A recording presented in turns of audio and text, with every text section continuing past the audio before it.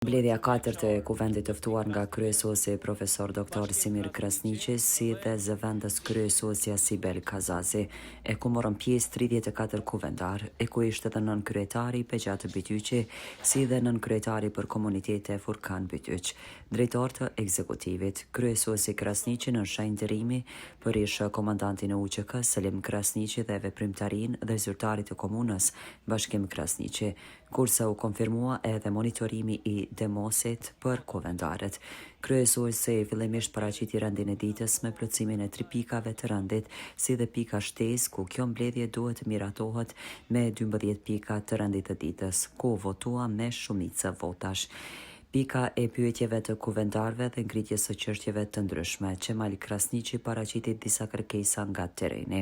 Shqipe Shatri, Meriton Gavazaj, Bajram Kastrati, Petrit Hoxhaj, Agim Muçaj, Shukri Quni, Enur Kovaç, Selman Sokoli, Albulena Balaj, Dafina Alishani, Ilir Gashi, Alban Bislimaj, Liridona Kurtaj Vezgishti, pasi ngritën çështje të ndryshme. Një prock në fshatin Randobrav, e cila ka muaj po dhe vite që është projektu, mirë po mu realizu, nuk po realizohet. Kërkoj nga Drejtoria e Emergjencave dhe Sigurisë që të planifikoj dhe të realizoj vendosje në kamerave të sigurisë edhe në hyrje të rajonit të Hasit, përkatësisht në hyrje dhe dalje të fshatrave të këtij rajoni si dhe pranë shkollave. Në Zhurë, Shtëpia Kulturës ka mbetur e mbyllur për më shumë se 10 vite. Një objekt i ndërtuar për qytetar, rinin dhe aktivitetet kulturore. Sot është jashtë funksionit dhe i lënë arres. Kam një kërkesë nga fshati Landovic. Qytetarët që kyqen rrugën kryesore Gjakov Prizren, kjo rrugë është shumë e rrezikshme dhe sjell shumë problematika në kyqje, në qasje për me ardhur në qytet.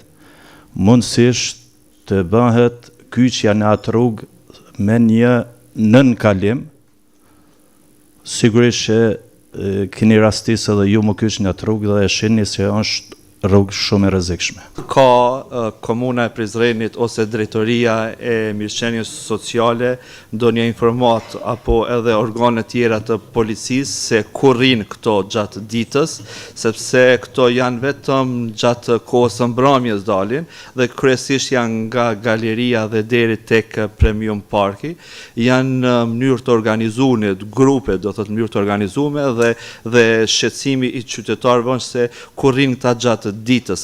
A jemi të liruar apo si jemi të liruar? S'pako të dim që mos të ngarkohemi me borë, sepse gjithë këta shok edhe në kohë kur kam udhëheq vetëm me kategoritë e dolar për lutës, i kam njoftuar se nga kjo tokë jemi të liruar nga kuvendi komunal.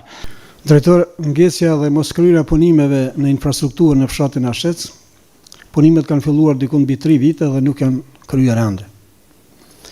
Po ashtu është edhe ndriçimi në fshatin Ashec që ka filluar edhe mbi 3 vite dhe nuk është kryer. Domethënë përfundimisht disa lagje kanë kryer, ndërsa disa lagje të tjera janë ende pa ndriçim. Ancak bütçe sıkıntısından bağımsız olarak ben belediyemizin herhangi bir ek maliyet gerektirmeden yerine getirebileceği önemli bir yükümlülüğe dikkat çekmek istiyorum.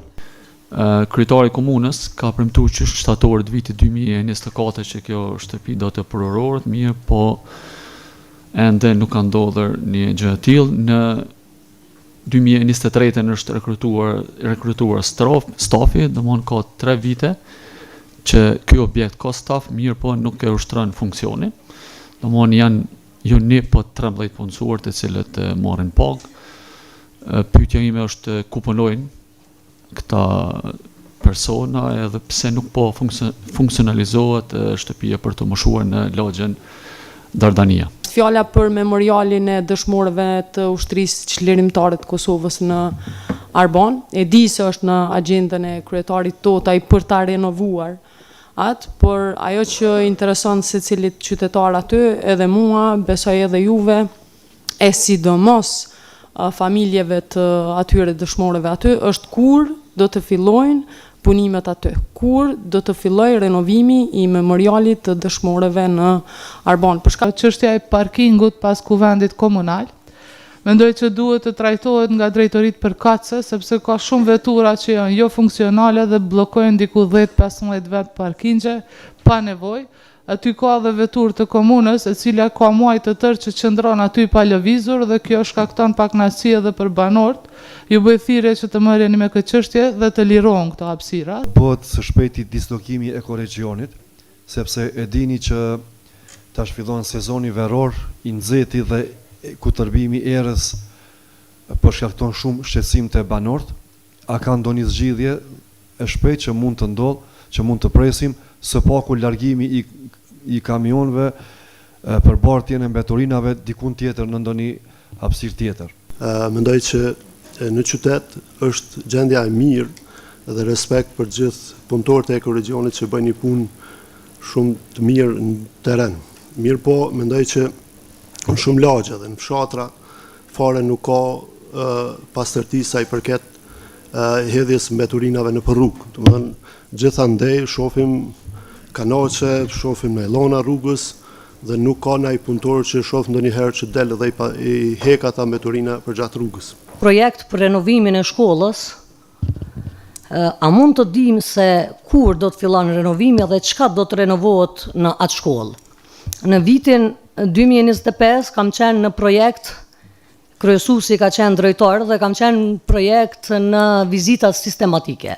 Dhe mbi 70% të shkollave i kemi vizituar. Shkolla në fshatin Zhur është mjeruse. Ku neve si staf mjekësor, unë jam e lindur në atë fshat, kur kam shku në vizita, kolegët e mi më kanë thonë, donë nuk e di se si mbat mësimi në këtë shkollë. Ajo shkollë këmbon një erë që është të merë. Pas së kësaj, drejtorët i dhanë përgjigjet e tyre duke filluar me Islam Ukimerin nga Drejtoria e Shërbimeve Publike.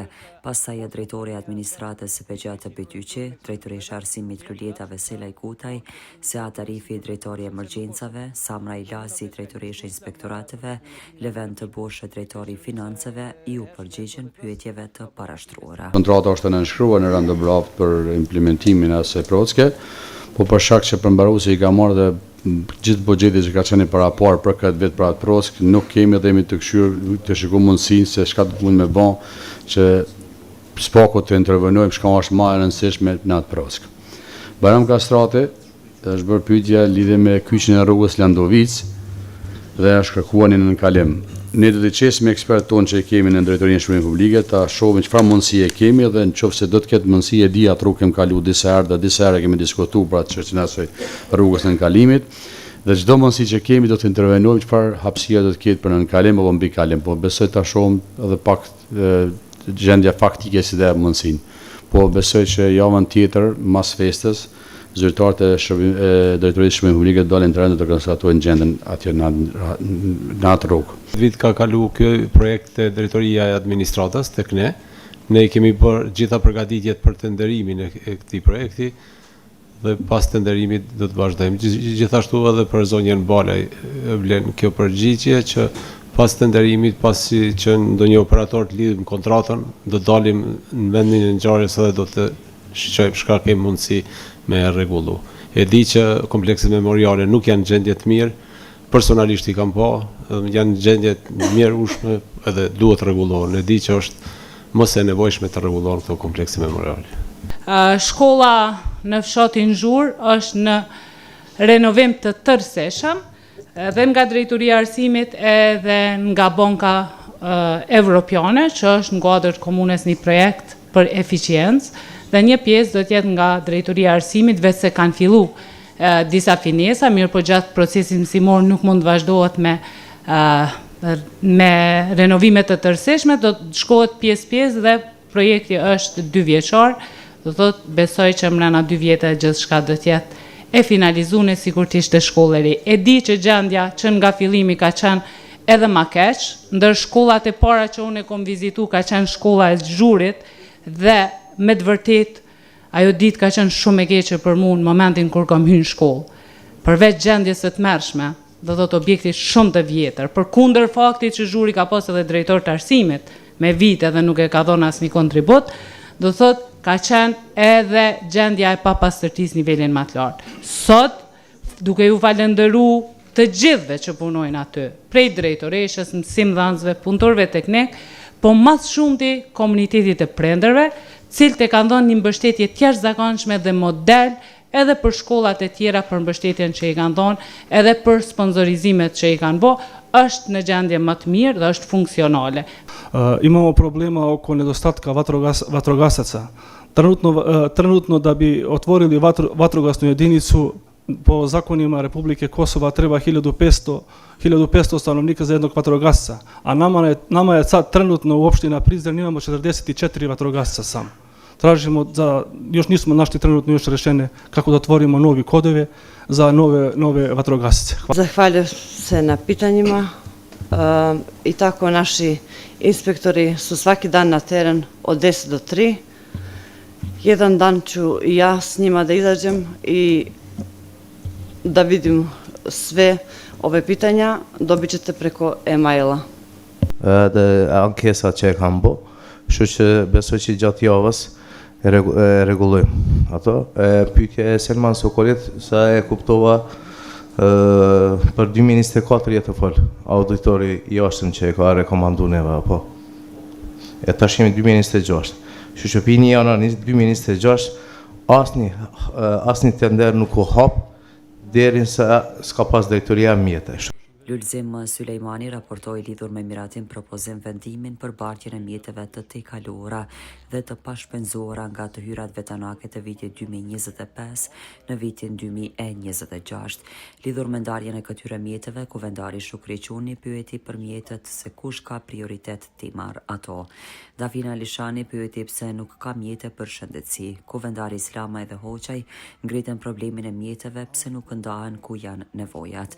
Kuvendari Selman Sokoli pyeti pse nuk ndahen për shëndetësi. Shqipe Shatri ngriti çështjen e kryerjes së standardeve të punimeve.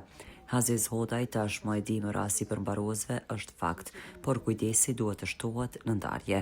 Agim Muçaj Arjanit Berisha kërkoi një sqarim të saktë se si kontrata kolektive komplikon projektet.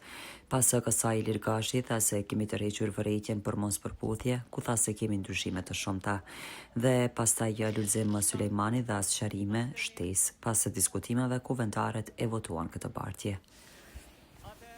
Ndërto me prodhime vendore.